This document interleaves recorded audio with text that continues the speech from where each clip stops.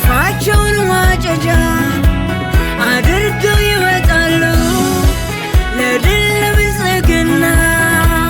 መልካም ይሆናል መልካም ይሆናል መልካም ይሆናል መልካም ይሆናል ነገ መልካም ይሆናል መልካም ይሆናል ነገ መልካም